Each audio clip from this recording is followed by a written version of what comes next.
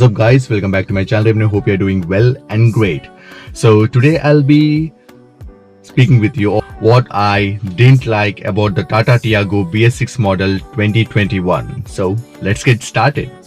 The first thing which I didn't like about the Tata Tiago BS6 model is that sometimes when you are into Android Auto and you are set to go to somewhere and the maps lags, so while you are moving this way, so it will be like 30 to 40 seconds or a 1 minute lag will be there when you are continuously driving. So that one thing is annoying in the Tata Tiago BS6 model. I guess if there is a software update, this issue will be solved. Another thing which I would like to say is that the mileage is not as quoted by the company. I mean, here in local I'm getting around 14.8 to 15.6 as a mileage. See, now I have been into hilly area, so the mileage here is showing very less. As you can see here in the MID, it's 14.8. Why? Because I was into hilly area, but on an average if I see, you will be getting around 15.6 to 16 is on a high end if you maintain, don't rev much. So that is how. And this display would have been improved a lot. I mean, fully digital display, but it's not that attractive as the company says. The next thing which I didn't like about the Tiago is that obviously it's metal but rust a lot. I have many times complained to the service center people, but say this will be solved as you keep on driving. But what about this? At least they can remove this rust from the brake area. So this is one thing which is annoying in the BS6 model or the Tata Tiago. The next thing which I thought would be great is that if they had given a DRL over here in the top end model at least. Why? Because they have given in the Tigor here the DRL is being placed, so as an additional accessory they can at least provide, or else in the top end they can provide a DRL over here.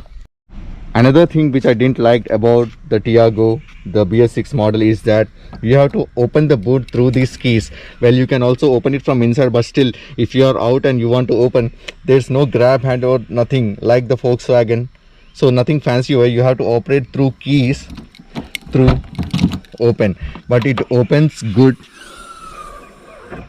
There is a good wide opening over here, but again if to close to reach it over here, this is one awkward position given. Why? Because you can close like this. Again you have to hold over here and push to close the boot.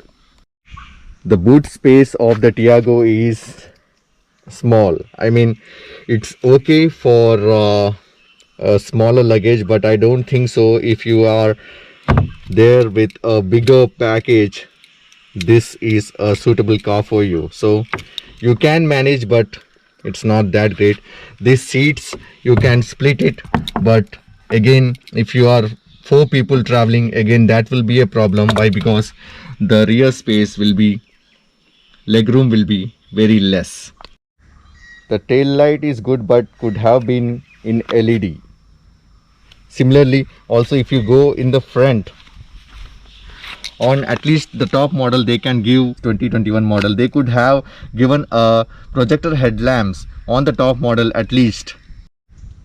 Even on the top model you won't get any keyless entry, and this is still after unlocking you have to open it manually, and if you get inside, even for the top model you have to use the key to open or start the car. There is no start button over here as they have given in the Tigor top model. This antenna placed over here is another awkward thing in the BS6 model Tata Tiago. I don't know why they have placed over here. It's better to get it removed. Tata Tiago as a car, it's a great car, but still it struggles to catch up on steeper roads when fully loaded with passengers. I will give an example. While I'm alone in the car, but it still struggles to catch up on steep roads. The power is fine, but still, if they have given 90 bhp, that would be a great thing about Tata. So now guys, I'll be showing you how the Tata Tiago takes up with the uphill roads. So you can have the view over here. So the vehicle is in stop and engaging into first gear and driving it.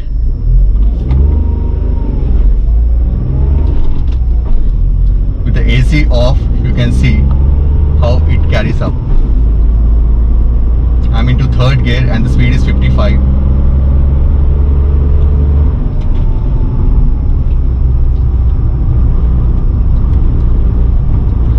can see how steep the road is. I haven't been into the fourth gear, I didn't engage it.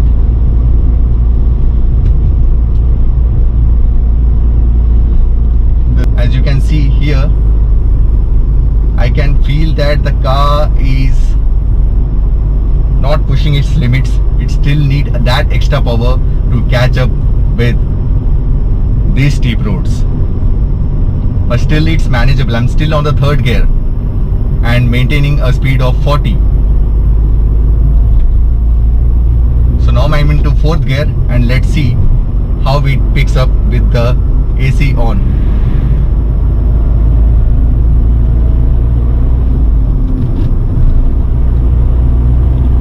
Speed is 70. I'm into fourth gear. So small steeps is not a problem over here. Only bigger steeps is a problem, and here I am driving in single mode, and if you are loaded up with passengers, that will be a problem. I guess if I am loaded up with passengers, I have to downshift again to second gear to catch up these hilly roads.